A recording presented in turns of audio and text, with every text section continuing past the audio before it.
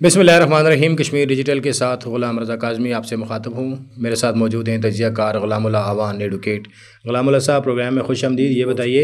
Pakistan Peoples party Azad Kashmir کے صدر چودھری محمد یاسین صاحب نے ایک انٹرویو میں کہا کہ مہاجرین کی 12 نشستیں بلیک میلنگ کے لیے ایک ٹول کے طور پہ استعمال ہوتی ہیں. کیا وجہ ہے کہ ان کو اب اقتدار کے اس موقع پہ جا کے، جب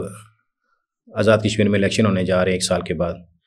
تو ان کو یہ کیوں یاد آیا؟ اچھا رضا صاحب، سب سے پہلے تو پاکستان پیپلز پارٹی کی جو اس وقت موجودہ قیادت ہے، جس میں آپ چودھری یاسین صاحب کو رکھ لیں، سردار یعقوب صاحب کو رکھ لیں، آپ لطیف اکبر صاحب کو رکھ لیں، اور ان سب کا جو بگ باس ہیں تنویر الیاس صاحب ہیں، ان کو رکھ لیں، تو آزاد کشمیر کے اندر پیپلز پارٹی جو ہے وہ انتشار کا شکار ہے، خلفشار کا شکار ہے. اور ہر بندہ کی یہ کوشش ہے کہ ہم کسی طریقے سے فیمس ہو جائیں، مشہور ہو جائیں. اور یہی وجہ ہے، ورنہ جو پولیٹیکل پارٹیز ہوتی ہیں تو ان کا جو بیانیہ ہوتا ہے تو وہ ایک ہی ہوتا ہے، چاہے کوئی ایک بندہ اس کے بارے میں بات کرے، دوسرا کرے یا تیسرا کرے. لیکن یہاں پر پیپلز پارٹی کا جو اسمبلی کے اندر بیانیہ ہے، یا پیپلز پارٹی جب اسمبلی کے اندر بات کرتی ہے تو وہ کچھ اور ہوتی ہے، جب ان کا پارٹی پریزیڈنٹ بات کرتا ہے وہ کچھ کوئی اور بات ہوتی ہے، جب اسپیکر صاحب نجی محفلوں میں یا دیگر جگہوں پہ بات کرتے ہیں تو ان کا موقف کچھ اور ہوتا ہے. اور میں ذاتی طور پہ سمجھتا ہوں کہ چودھری یاسین صاحب جو پیپلز پارٹی کے پریزیڈنٹ بھی ہیں، ان کا یہ جو بیان ہے، یہ میں ذاتی طور پہ سمجھتا ہوں کہ انتہائی غیر ذمہ دارانہ بیان ہے، کیونکہ وہ جس پارٹی کی نمائندگی کرتے ہیں تو وہ وفاق کی پارٹی ہے. اور اگر وفاق چاہتا تو یہ جو مہاجرین کی نشستیں ہیں تو یہ کب کی ختم ہو چکی ہوتی. تو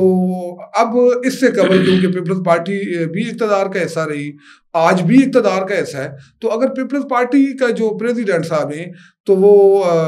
میڈیا ہاؤس کے سامنے بیٹھ کے یہ کہتے ہیں کہ جی یہ جو آزاد کشمیر کے اندر مہاجرین کی 12 نشستیں ان کو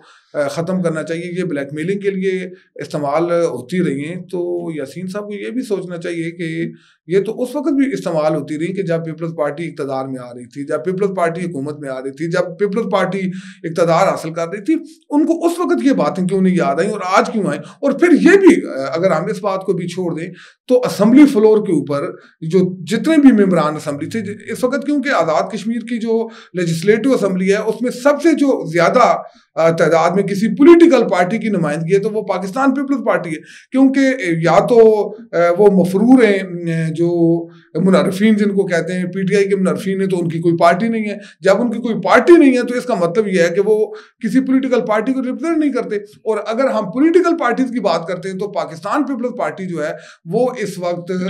جو لیجسلیٹو اسمبلی ہے اس کی سب سے بڑی پولیٹیکل پارٹی ہے. یا میرا ایک سوال ہے آپ سے، مجھے یہ بتائیں، اگر پیپلز پارٹی یہاں پہ چاہتی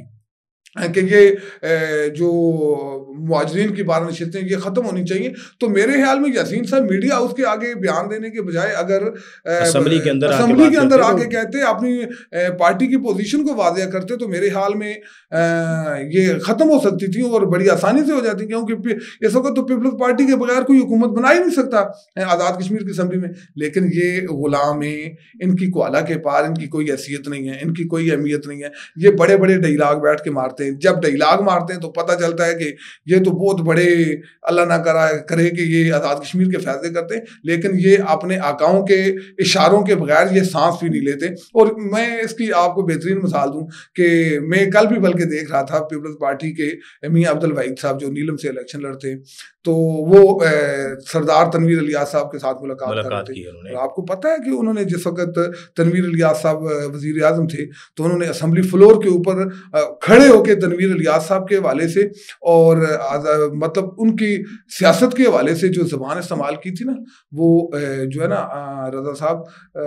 خواتین کے سامنے، فیملی کے سامنے، بچوں کے سامنے، آپ مطلب اپنی فیملی کے سامنے بیٹھ کے وہ گفتگو نہیں سن. اتنی نازیبا ترین گفتگو کرنے کے بعد جب اوپر سے آقاؤں کی کال آئی، جب اوپر سے آقاؤں کا حکم آیا، تو یہ سارے ایسے پتہ چل رہا تھا جیسے تنویر الیاس تو آزاد کشمیر کی سیاست کا سب سے بڑا دیوتا ہے، اور تنویر الیاس کے بغیر تو آزاد کشمیر کی سیاست ہو ہی نہیں سکتی. اگلے دن تعریفیں شروع ہو گئی, اگلے دن اشتہار لگنے شروع ہو گئے, اگلے دن جو ہے میٹنگیں شروع ہو گئیں, اور ایسے ایسے لوگوں کے چہرے کہ جو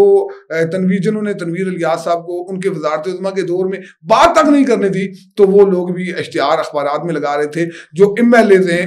آزاد کشمیر کی اسمبلی کے اندر وزیر کی حیثیت رکھتے ہیں, اور ایک ایسے آدمی کے اشتہار سرکاری سطح پہ چھاپ رہے تھے کہ جس بندے کا لیجسلیٹو اسمبلی کے ساتھ اس وقت کوئی تعلق نہیں ہے. ہاں وہ پرائم منسٹر تھے, لیکن اس کے بعد اب وہ ایم ایل اے بھی نہیں ہے. تو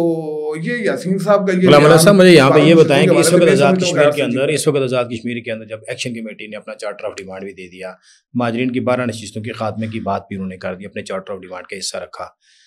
چودھری یاسین صاحب کے اس بیان کو آپ دیکھتے ہیں کہ ایکشن کمیٹی سے ڈر کے یہ ایکشن کمیٹی کی ہمدردیاں لینے کے لیے کیا, اور دوسرا یہ ہے کہ جب ان کو پتہ چلا کہ وہ وزیر اعظم شاید نہ بن سکیں تو انہوں نے اس کنٹیسٹ میں یہ بیان دیا ہو, کیا سمجھتے ہیں؟ رضا صاحب, آزاد کشمیر کی سیاست ایک ایسی صورتحال سے دوچار ہے, میں سمجھتا ہوں کہ عزتدار لوگوں کے لیے سیاست کرنا بہت مشکل ہو گیا ہوا ہے. اور اس وقت آزاد کشمیر کے اندر دو ٹیمیں, ایک ایکشن کمیٹی اور ایک گجر کمیونٹی, اس کے حوالے سے آپ کی جو پولیٹیکل جو لیڈرشپ ہے اس کی یہ کوشش ہوتی ہے کہ ان کی حمایت حاصل کی جائے کسی نہ کسی طرح سے. اور چودھری یاسین صاحب کو بھی شاید یہی لگا ہے کہ اگر کیونکہ ایکشن کمیٹی نے آلریڈی جو ہے وہ اس کا مطالبہ کیا ہوا ہے, تو میں اگر اس کی حوالے سے یہ بیان دوں گا تو ممکن ہے کہ میرے حلقے کے اندر لوگوں میں مجھے پذیرائی ملے, ایکشن کمیٹی میں مجھے پذیرائی ملے, اور کل وقت آنے کے اوپر ایکشن کمیٹی جو ہے وہ میری حمایت کر دے, جبکہ ایسا ہونا نہیں ہے. تو میں سمجھتا ہوں کہ یہ ان کا جو بیان ہے ان کے منصب کے ساتھ سوٹ نہیں کرتا تھا. اب انہوں نے کیوں یہ کیا, اور کیا ایکشن کمیٹی کا خوف تھا, یا کوئی اپنے آپ کو پاپولر کرنے کے لیے, یا وہ پاکستانی جو اداکار ہوتے ہیں نا وہ ہر 6 مہینے کے بعد اپنا ایک سکینڈل جاری کروا دیتے ہیں. لوگوں کو لگتا ہے سکینڈل ہے, لیکن وہ اپنے آپ کو فیمس کرنے کے لیے کچھ ایسی حرکتیں ضرور کر دیتے ہیں کہ جس سے وہ لوگوں میں ڈسکس ہوں. تو چودھری یاسین صاحب نے بھی دیکھا, اب جب سردار تنویر الیاس صاحب آگے, جب سردار یعقوب صاحب کی بات ہو رہی ہے, جب لطیف اکبر صاحب اب اسپیکر ہیں اور آگے وزارت عظمیٰ کے امیدوار بھی ہیں, تو انہوں نے سوچا یار میں تو اس وقت ڈسکس کہیں ہو نہیں رہا ہوں, تو میں محدود ہو گیا ہوں اپنے علاقے تک, تو کوئی ایسا بلنڈر کر دیتے ہیں تاکہ کل جو لوگ ہیں تو وہ مجھے بھی ڈسکس کریں. اور وہ کامیاب ہو گئے. مزے کی بات ہے یاسین صاحب کامیاب ہو گئے. آپ کے پروگرام میں آپ دیکھیں کہ آپ ان کے حوالے سے آپ 2-3 کوشچن کر چکے ہیں, تو اس کا مطلب یہ ہے کہ یاسین صاحب نے اگر یہ جو گفتگو کی تھی اپنے آپ کو ڈسکس کروانے کے لیے کی تھی تو اچھا یہ بتائیں کہ آزاد کشمیر کے اندر سے پیپلز پارٹی میں بہت سارے لوگ شامل ہونا چاہ رہے تھے, کچھ ہوئے بھی, جس میں سابق وزیر اعظم تنویر الیاس خان بھی موجود ہیں. کیا ہوا اچانک سے جناب تنویر الیاس صاحب کی شمولیت کے بعد انہوں نے کچھ طوفانی دورے تو کیے اور بالکل خاموشی اور سناٹا چھا گیا؟ ابھی کیا ہے حالات, کس طرف جا رہے ہیں, کوئی اختلافات ہیں, کیا ہے؟ رضا صاحب, آزاد کشمیر کی سیاست میں اس وقت کوئی بڑی غیر یقینی کی صورتحال ہے. کوئی کسی کو سمجھ نہیں آتی کیا کریں کیا نہ کریں. البتہ یہ ہے کہ پیپلز پارٹی کی میں سمجھتا ہوں کہ جو لیڈرشپ ہے اس کی بڑی غلط پالیسیاں ہیں, یا وہ تنویر الیاس صاحب کا جو ان کی پارٹی کے اندر شامل ہونا تھا, اور ایک جو ہائپ کریٹ ہوئی تھی, لوگوں کو یہ لگنا شروع ہو گیا تھا کہ پاکستان پیپلز پارٹی جو ہے وہ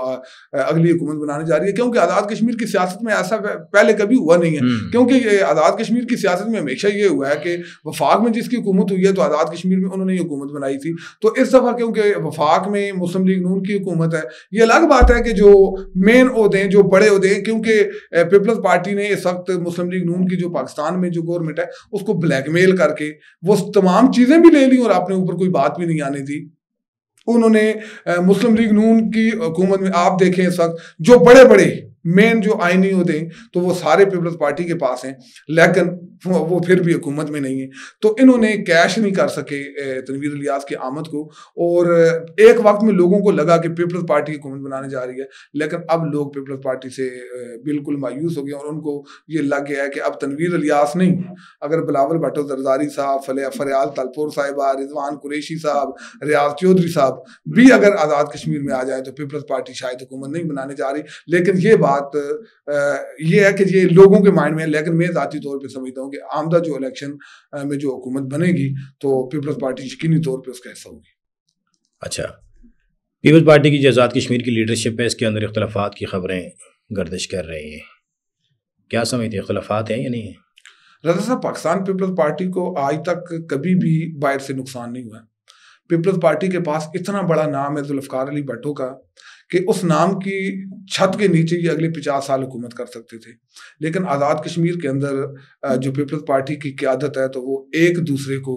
नीचा दिखाने के लिए मुतहर्रिक है, और इनकी मर्जी ही है कि मतलब इनका जो भी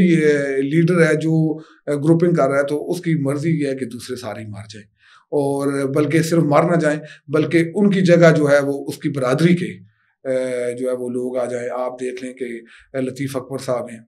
तो उन्होंने जितना पीपल्स पार्टी को नुकसान पहुंचाया, लेकिन उसके बावजूद आज तक वो पीपल्स ये भी पार्टी मशहूर है कि साहबजादा इशफाक ज़फ़र साहब को हमेशा इलेक्शन हराने में उनका किरदार रहा है। क्या ये बात सच है? रज़ा साहब, जहां अपनी जीत और हार की बात हो तो वहां पे एक आध कुर्बानी लग अच्छा। जाती है। तो सूरत दीगर